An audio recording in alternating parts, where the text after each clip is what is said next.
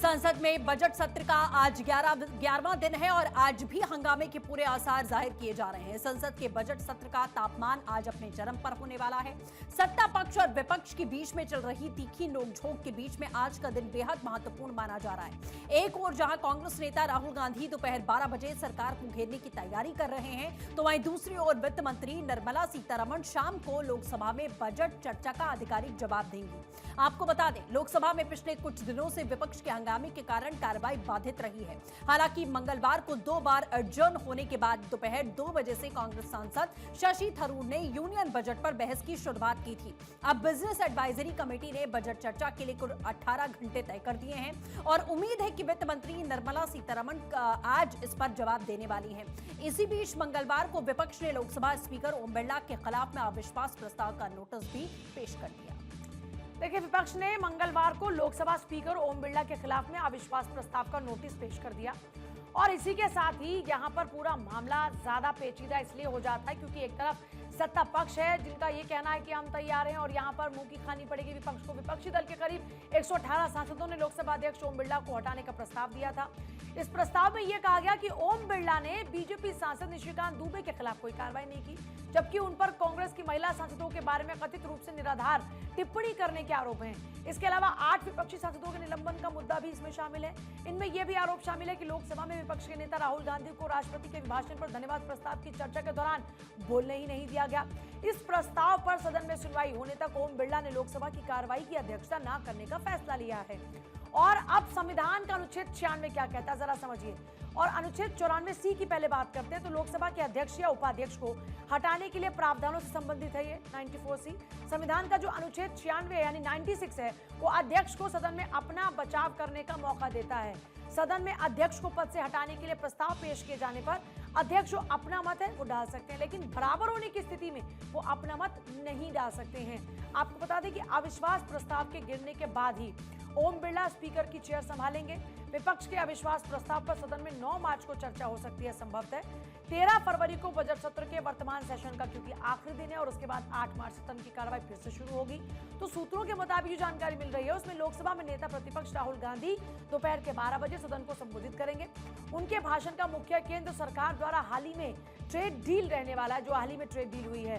विपक्ष का आरोप यह है कि समझौते के जरिए सरकार ने देश के हितों के साथ समझौता किया। इसके अलावा राहुल गांधी बेरोजगार, महंगाई, मैन्युफैक्चरिंग सेक्टर में गिरावट जैसे मुद्दों पर भी सरकार को घेर सकते हैं। विपक्ष के हमलों का जवाब देने के लिए वित्त मंत्री निर्मला सीतारमण पूरी तरह तैयार हैं। वो लोकसभा में आज बजट पर चर्चा का जवाब देंगी और उम्मीद यह है कि वो न सिर्फ राहुल गांधी के आरोपों को आंकड़ों के साथ खारिज करेंगी बल्कि बजट के दूरगामी फायदों को भी विस्तार से समझाएंगी। संसद के बजट सत्र को लेकर कैसी है सरकार और विपक्ष की तैयारी, इसी के लिए चलते हैं हमारे संवाददाता अक्षय के पास।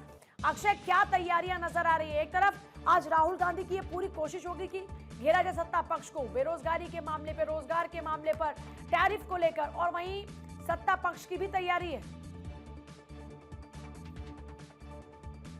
अक्षय, समाप्त होता हुआ दिखा है पूजा, और सबसे बड़ी बात यह रही है कि गतिरोध को समाप्त करने में केंद्रीय मंत्री किरण रिजिजू की भूमिका महत्वपूर्ण रही है। अब कल सदन जैसे चला था, आज भी उम्मीद की जा रही है कि सदन चलेगा और लोकसभा में कार्रवाई हो पाएगी। लोकसभा में आज राहुल गांधी बोल सकते हैं, ये खबर आ रही है। लगभग 12 बजे के आसपास वो बोलते हुए दिख सकते हैं। निर्मला सीतारमण सरकार की तरफ पक्ष रखते हुए दिखेंगी। राहुल की गाड़ी के एजेंडा के रूप में अगर देखा जाए तो नरवणे की किताब जिस तरह से रही है, चीनी घुसपैठ का मुद्दा रहा है, उसको लेकर के हम कह सकते हैं अमेरिकी डील जो रही है उसको लेकर के किसानों के साथ, हितों के साथ समझौता किया गया है सरकार द्वारा, ये बातें रख सकते हैं। और निश्चित रूप से बेरोजगारी और महंगाई जैसे अहम मुद्दे निश्चित रूप से उनके केंद्र में होंगे। निर्मला सीतारमण की अगर बात करें तो सरकार के पक्ष को रखते हुए दिखेंगे और सबसे बड़ी बात ये रही है कि किस तरह से भी बजट पेश किया गया है और किस तरह से दूरगामी परिणाम देखने को मिलेंगे। जो विकसित भारत विजन 2047 का प्रधानमंत्री ने रखा है, बजट उसके परिप्रेक्ष्य में किस तरह से लाभान्वित हो सकता है, इन तमाम मुद्दों पर निर्मला सीतारमण अपनी बात रखते हुए दिखेंगी।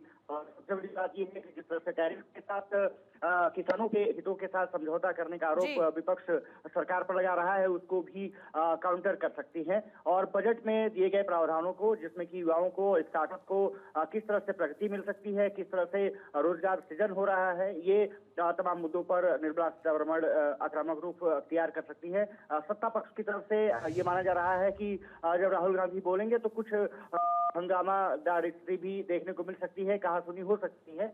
अब देखना दिलचस्प होगा कि जब सदन की कार्रवाई शुरू होती है तो फिर किस तरह का वक्तव्य और किस तरह के दृश्य देखने को मिलते हैं। लेकिन उम्मीद की जानी चाहिए कि आज सदन सुचारू रूप से चलेगा। ओम बिरला को निश्चित रूप से अब क्योंकि सदन की कार्रवाई में वो नहीं शामिल हो पाएंगे तो वो एक अलग विषय रहेगा, क्योंकि नो कॉन्फिडेंस मोशन विपक्ष लेकर के उनके खिलाफ आया है। हालांकि इसमें बहुत ज्यादा दमदार स्थिति नहीं लग रही है, क्योंकि एक तो गलतियां बहुत ज्यादा लेटर में है और दूसरी तरफ सांसदों की संख्या भी कम है।